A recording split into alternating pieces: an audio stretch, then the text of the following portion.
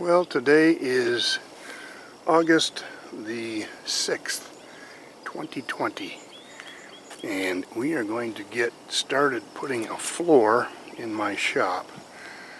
And you can see all the stuff I've got sitting out. The whole front of the shop has got everything packed into it pretty good. I got too much junk. This is the back.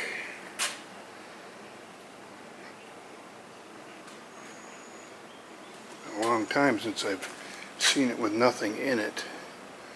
So they're going to come in and excavate 4 inches of this stone off. I had to take the bottom shelf of off of my shelves, and I'm glad I did, because I had a 2x4 that was laying on the ground as a base, and this piece right here is that you can see the rot in it. So that was a good thing, taking that off. And I should have knew better. I did not use treated wood. And right down here where it's, well, this was all wet on top of the stone. And even the supports going down were rotten at the bottom. So I cut those off, and we will put new pieces in there after the floor is in. But I have all of this crap on here. So I took and put a jack stand under this side, which is on the concrete, which should be fine. And then for the time being, I put a jack here with another jack stand. The jack is not doing anything right now, but the jack stand is holding this. But when they start digging, of course, those can't be there. So I took a come along and I fastened into the end of the shelf, tied into the frame of the building, and that should hold it enough. That piece, or that come along with the jack stand, should suffice. And then of course there was a post here that held my loft up. Well, I did the same thing. I put a come along up onto it. Now there's not a whole lot of weight out. Most of the weight is right up against the wall. So it's not that real heavy, to tell you the truth. This shelf was way heavier, I believe, than that was. But I got the compressor off. This was the pad I poured, and you can see it cracked already. So they're tearing that all out. So it's just going to be one solid floor. I'm not going to have that pad there. That's where the compressor will sit, but that's not the pad it's going to sit on. So, but anyway, that's the before. So this is 10 till 9 right now, so we'll wait and see when they get here, and they'll start digging. Well, they're doing it.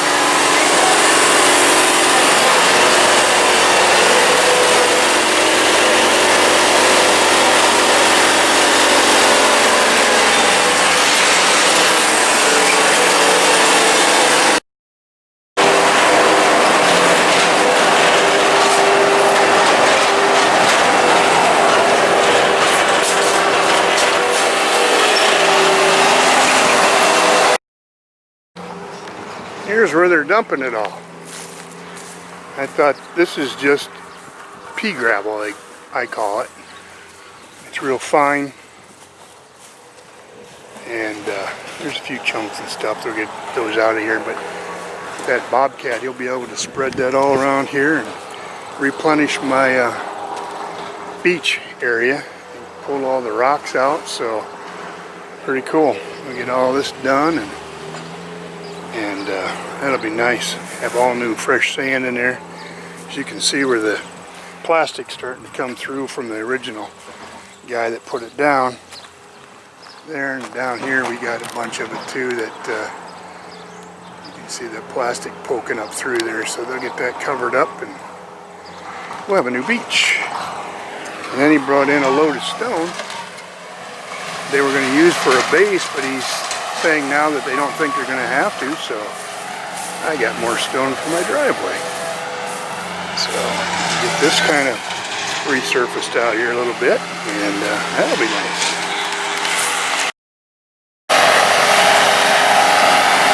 Now they're going to get the rocks to put in a whole new beach for me with the gravel they took out of the floor.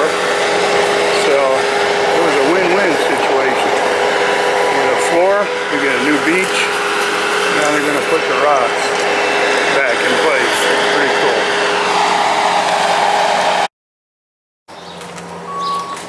Well,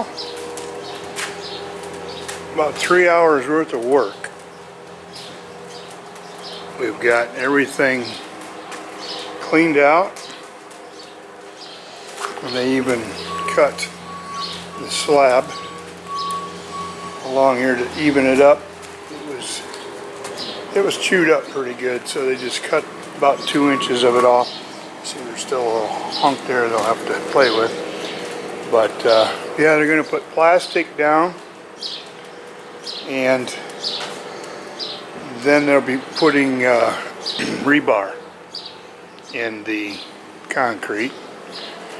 So, and then they have drilled holes into the existing concrete. That's what these little bars are for, and they will be sticking those into the existing concrete to tie in the new.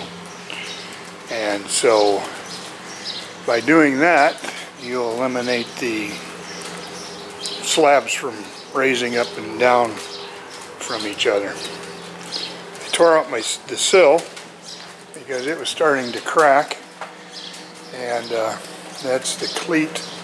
There's a 6x6 post there that they have down in the ground. That's the existing one that was there. It's kind of rotten, but it don't matter.